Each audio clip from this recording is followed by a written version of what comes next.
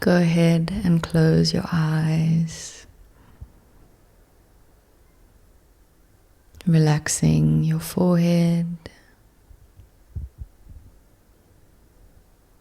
smoothing out the corners of your eyes and your mouth. Unclench your jaw and roll your shoulders away from your ears. Together we're going to take a nice deep breath in through the nose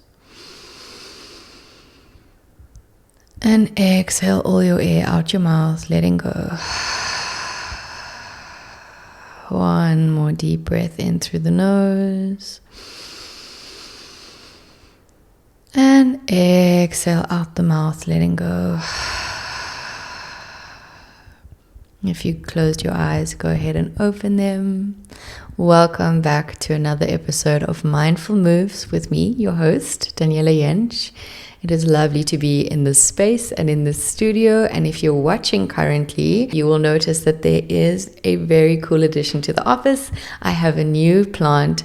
If you have any plant name suggestions, please do let me know. She's absolutely beautiful. And for the viewers who are just listening, I have a lovely plant and she fits perfectly in. And the only reason I mention it, because I know that you can see it, but the reason I mention it is sometimes you need a reminder that you do not need to wait for things to be absolutely perfect before you start.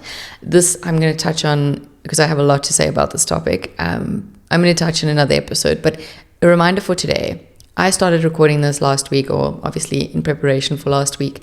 I didn't have the plant.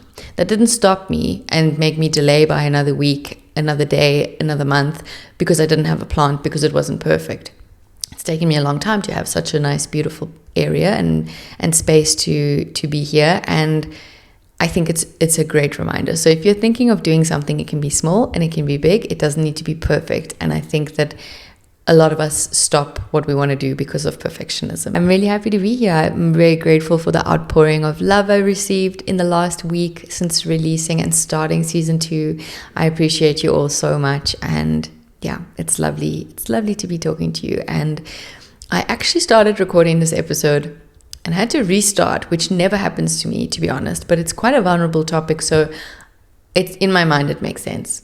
And this week's topic, what sparked it was realizing through speaking to a lot of people, whether they've gone through a breakup, a friendship loss, moving out from their family, home, not having many friends, going through a lonely season in their life. What I realized is that there's a lot of people experiencing loneliness without understanding what a giant opportunity it is. And I'm allowed to speak about this. I think I'm qualified because, as mentioned in the first episode, I went through a really transformative time the last year. And what sparked this very deep, and I mean, we're always going through growth spells, and throughout life, we're always going to be growing and moving and going through cycles, like I mentioned. But this particular one was really big for me. It was a very big rebirth of sorts, right? And what sparked this, as I mentioned, was going through a breakup in my personal life.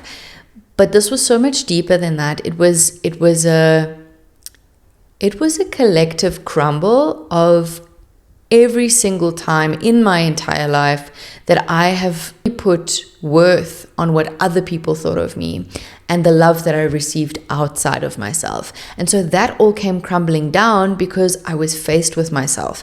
Now, I've been alone before. It's not that I've never been single. That wasn't really the point. It was more the headspace I was in. I was ready to dive deep. And I think whatever you believe in, but my soul kind of just knew. And why I'm speaking about this is it just seems at the moment in the last year, a lot of people have been going through these big life changes where you are faced to face your loneliness. And I think that if we don't have this reframe and if we don't understand that this is a giant opportunity, it can really suck you in and it can feel quite awful.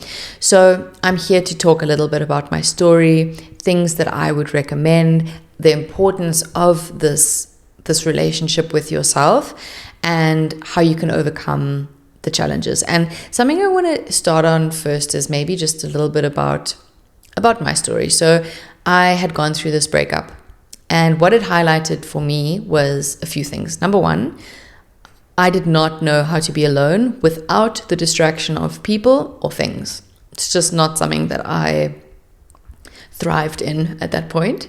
And it made sense why I would let people cross my boundaries, or I would say yes to things when I wanted to say no, because the whole time I wanted that love, I wanted that validation from the outside, right? You wouldn't skip past something like that if your body and your energy system is craving it. So that was the first thing. I had definitely codependent tendencies, which I think we all have to a certain extent, depending on you. You could be very detached, you could be very attached. It's all very, very much a personal journey. For me, that was the case. I think anybody going through a big life change like that, like I mentioned, doesn't have to be a romantic partner, it can be a friendship. Those hurt probably even more. Could be anything. When you're going through that, it can feel like half of you or part of you is just completely missing at one point. And why I brought this up is I think we need to understand what to expect when this happens, because what I didn't realize, I got to the breakup point. You assume in your mind that you are sad because of an ending, and rightfully so. Of course you're sad. But what I realized, and I spoke to a friend about this the other day, is that it's actually deeper than that. You are not grieving your past with your partner. Yes, of course, you're grieving the loss of them, but you're actually grieving the future that you envisioned with them. And this could be anybody in your life. Like I mentioned, it's not romantic only. It could be even an opportunity, any sort of loss that you're feeling. It's the grief of the future. You had this beautiful expectation in your head. You expected something, an outcome, and I would say your whole energy system and your being got very used to and comfortable with that reality.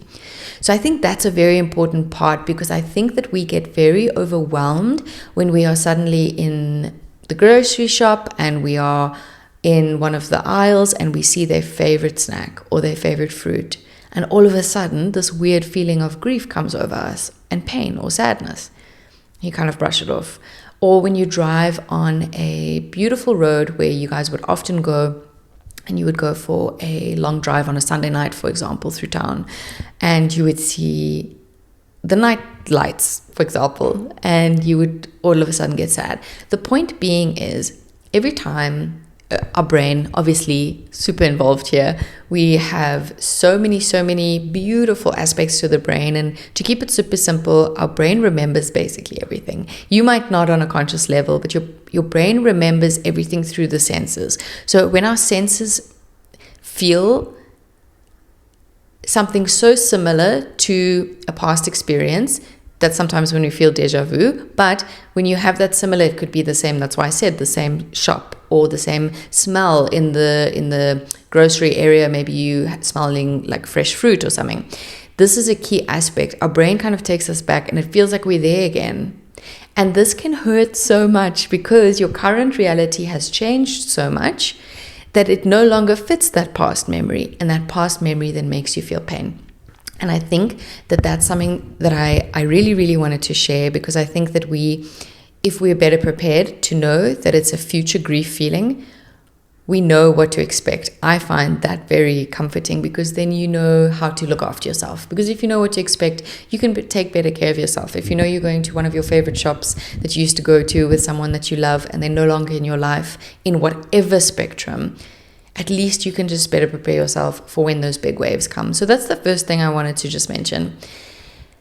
Okay, so going a little bit back. One thing about this whole thing, yes, codependent tendencies. This made me open up to a whole new world, because I then lived for the immediate after breakup phase. I lived with very beautiful friends of mine, and then shortly after that, I actually got my own place. I have the most beautiful neighbors. They're all beautiful and stunning and amazing. We're all best friends, and it's great. But at that time, despite being in the most beautiful home and having so much support, and my family just being so lovely, so kind, I'm very lucky in that sense. I know that not many people have that. Despite all of that, I felt such deep loneliness, one that I hadn't really felt before. It felt like I felt like a child. I felt like something was taken away from me, and it was so much, because it is a big loss. If you have gone through a breakup, if you were close with their family, or if you were close, whatever, to your partner, it's a very difficult thing, and the friendship groups, and it gets very intertwined and tricky, and there's many little losses along the way. But enough about loss. The main point I'm trying to make is, had I sunk into that hole and stayed there, so it's not about going and feeling your feelings that are, let's say, dark. That's a good thing. That was a healthy thing. You're supposed to go there. But it's about the reframe after that. So I had to sink down. I would say it was like a 3 months approximately of just being down in the gutter. Like, I would see my friends, I would put on a brave face, I'd be fine, but I would come back here and I would bawl my eyes out. I would feel so lonely, the like deep sobs that you feel when you experience grief, right? If anyone's experienced grief, you'll know what I mean. And I had to go through that, and it was about 3 months of that, I would say. And of course, there were beautiful times in between that. That never goes away. The joy is there as much as the pain is. And I'd gone through this, and then all of a sudden, and this is what I love about presence. If you're able to be present with yourself, you start noticing things about yourself. If you're not present and you're constantly distracted by things, you don't notice your growth, or you don't notice your pattern shifts. And what had shifted so beautifully for me and naturally, because I'm very much into nervous system regulation and looking after myself. Mind you, I was doing all of those things that I mentioned in these podcasts, which I dive into later. I was doing all of that, and I was still feeling such deep pain. Emotions aren't meant to be run from, and you're not supposed to do these holistic things to avoid pain and to always be happy. I think this is also a misconception that we have, that when you are a holistic person, that it means that your life is so well put together that you actually just this radiant joy all the time. That's not true. Emotions demand to be felt, and they will be felt in whatever capacity. And if you can hold space for them, I think what it did for me, for example, is not make me stay in that hole for longer than I needed to be, because you need to be in that hole for a certain amount of time, right? That's where you feel your feelings. So the point being is, I got to a point about 3 months into this journey, and I realized this could be a beautiful gift. I haven't been single in a while. I haven't really spent that much time with myself. And when I did spend time with myself, I was in a very different era of my life. I was studying, or I was super busy, or whatever. And I felt like I had more room this year. And it led me down such a beautiful path that I'm so passionate about, that I just feel like everybody needs to hear this, especially if you're going through a tough time, or you have just gotten past one, or you're in one and you just feel like you're never going to get out. You are going to get out. But the only person who's going to pull you out is you. You can listen to motivational things. This does help. Don't get me twisted. But you have to decide to choose yourself every day. Now, how are you going to choose yourself if you don't have a relationship with yourself? It's like going somewhere and someone saying, hey, pick between your friend and the stranger. You're going to pick your friend. You're going to pick the familiar. You're going to pick someone that you know and love. And you're looking at yourself, you're going to feel like a stranger if you don't spend time with yourself and if you don't get to know yourself. So if you're going through it in whatever way, whether it's loss, a relationship, a friendship, the key reminder here is you have a beautiful opportunity to take this and get to know yourself. Now, why is this actually important? Why does this matter? Why do I recommend this with my entire being?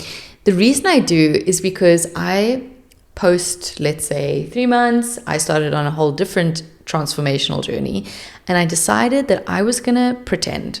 Fake it till you make it, whatever you want to call it. A lot of people just say, just live as your future self. I decided to show up for myself every day in whatever way that meant. I decided I'm going to keep promises to myself. If I'm going to get up and I'm going to do something, I promised myself and I did it. Now, why this is important is because when you do the things you say you're going to do, and nobody's watching, no one's around, it's just for you, it's a level of respect. I've mentioned this before.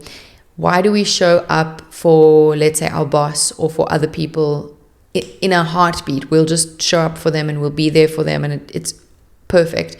But if we promise ourselves we're going to get up tomorrow and we're going to go to the gym, we're like, whatever, let me just sleep in. Where we wouldn't do that if our boss had asked us to be at the office. And I love this example because it's a relationship thing. It's how you view the other person. So if you start viewing yourself in a different light, don't you think you're going to start showing up differently for yourself? And this is what I decided to do. I said, you know what? I'm going to build the most beautiful relationship with myself. I don't know how it's going to go. I don't know how to do this. I'm going to wing it. I'm just going to do it. And it's not to say that I started off on a zero. I've always, I would say, been connected to myself, but I never really gave myself the time and the space to dip deeper. Let's just say it like that. So it wasn't like I was starting from zero, but even if you are starting from zero, even if you have never really, you have no idea what I'm talking about, spending time with yourself, self-love, all of these things, they can feel like foreign concepts. We're very much taught, let's say through movies, through everything, to love others and your family and your romantic partner, but it's not that often that you'll have like a whole movie based on a woman falling in love with herself. Like that's not really like something that will be shown or advocated for, but I think it should be. I think it really should be, because whether you're a man or a woman, if you're able to connect to yourself and if you're able to build this relationship with yourself, keep promises to yourself, get to know yourself better. Like, I think this is a key aspect, and this is something that I really wanted to mention, because I'm sure a lot of you will think, how am I going to do this? You just need to start. This is the number one thing that I advise. I would even say it's the first step. You need to, number one, just observe with no judgment, not one bit. You don't look at yourself and say, oh, you didn't go to gym again. Oh my goodness, you went out and you partied. Oh my goodness, you don't call your parents back. You didn't finish the work you said you're going to do. If you're going to look at yourself through that lens, this is going to be a long and difficult process, because you're starting out from a place of judgment, and there's no need. The only person doing that is you. You do not need to judge yourself. I've said this before. Other people will do that for you. The one person you can rely on not doing that is you. So the first step in a self-love journey, whatever you want to call it, if you just want to be better, strong, I don't want to use the word stronger. If you want to be better equipped for life, you develop a relationship with yourself and you get to know yourself. And the first step is observation. Get to know yourself. Look at your patterns. See what you do when you're stressed. Do you go buy chocolate and sit on your couch and scroll on your phone and just ignore like how you're feeling? Do you feel your feelings? Do you distract yourself by constantly being around people when you're feeling a bit emotional? There's many observations you could make. Those are just a few, but you start observing yourself. That is step one. I highly recommend maybe having a journal somewhere you can write it down. We have a lot going on, and to remember everything all the time can be tricky. I like to write it down. You don't need to have a journal if you don't like journaling. Just get a piece of paper, write some observations down. That's step one. Just noticing where you're at. And when I say get to know yourself, I think that a key aspect here with observation too and getting to know yourself is presence.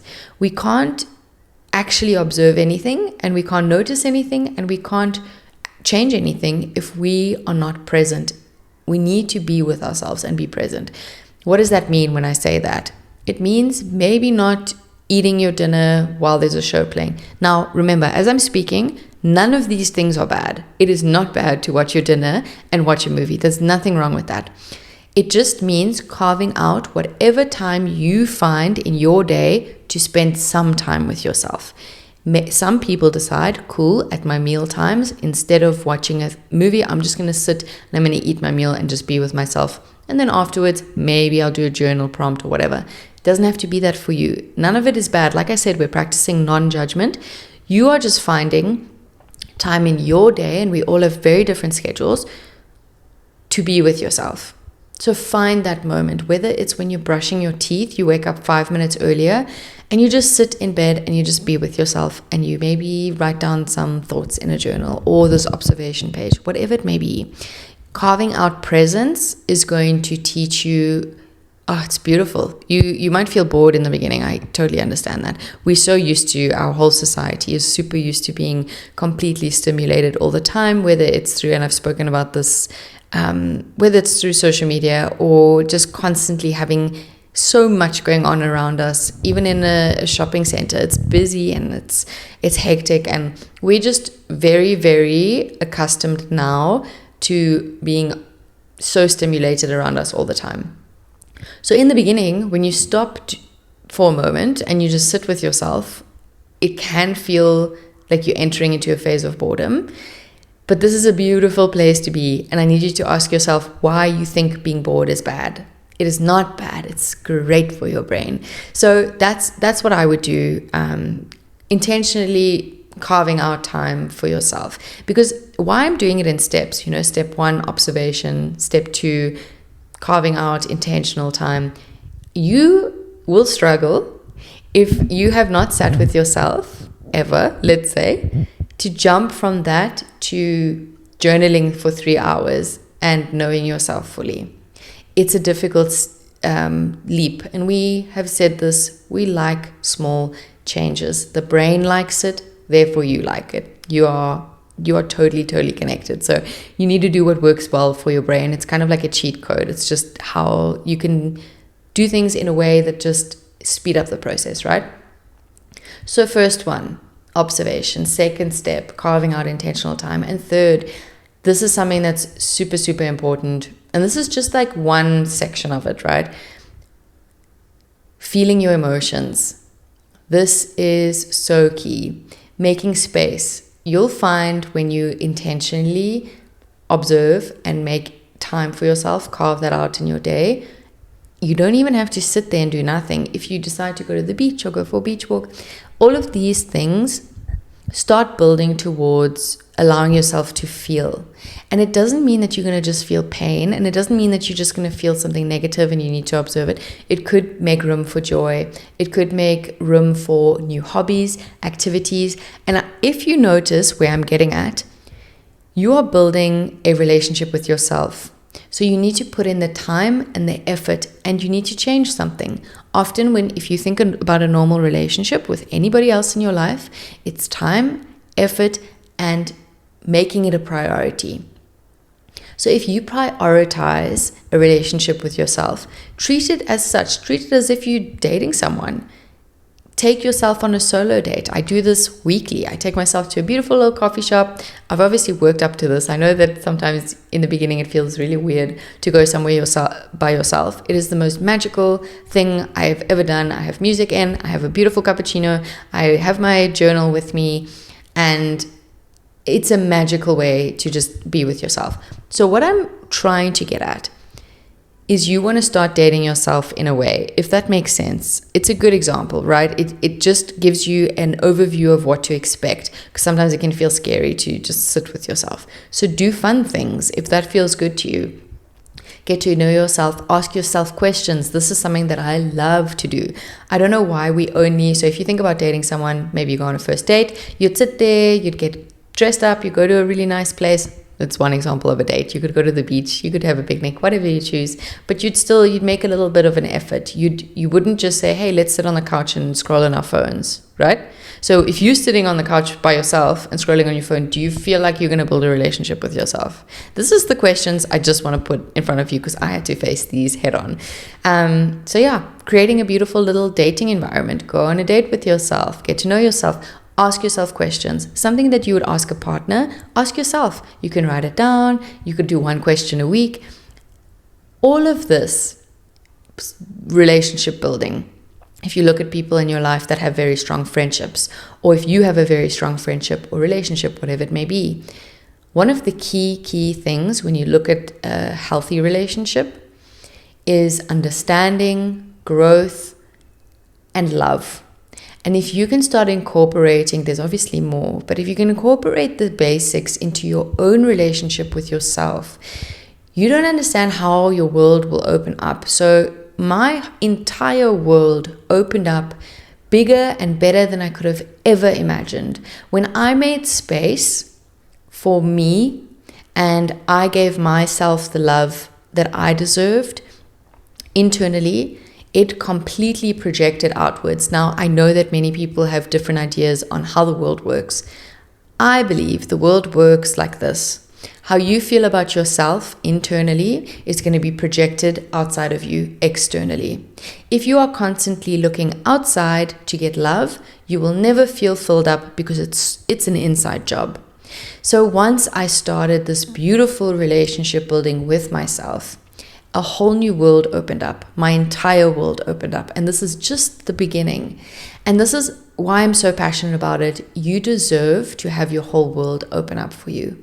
You deserve to have every opportunity come to you. It is like reaping the rewards of putting in the work, because I know that in the beginning it can feel tricky to love yourself. I know that on the deepest level. And you can just, again, it's such a basic thing. We all have choice. The world is one of the only places in the world that we know of free will, and humans have free will for a reason. You get to choose. You get to choose what your next step is. So all I urge you, the only thing I say, you don't even need to be going through a deep loss. This is a key aspect. You don't need to have lost a relationship, a friendship, people in your life. You could just be experiencing loneliness. You could even be in a relationship and just want to feel more fulfilled. Maybe you have a codependent relationship and you want to learn how to be a little bit more empowered and love yourself and nurture yourself. I urge you to make that choice, to decide to get to know you. Because guess what? When you get to know yourself, yes, your whole world opens up, like I said, but you also know what you want. I meet so many people, whether it's on retreats or through coaching, and one of the biggest questions, and I think it's on many people's minds, what is my purpose? What am I doing here? What am I here for? Well, guess what? That all comes out when you get to know yourself. If you treat yourself like you would a potential relationship or friendship, you are going to get to know so much about yourself, and therefore you're going to get to know what your next steps could be. So taking this decision is probably going to be the best of your life.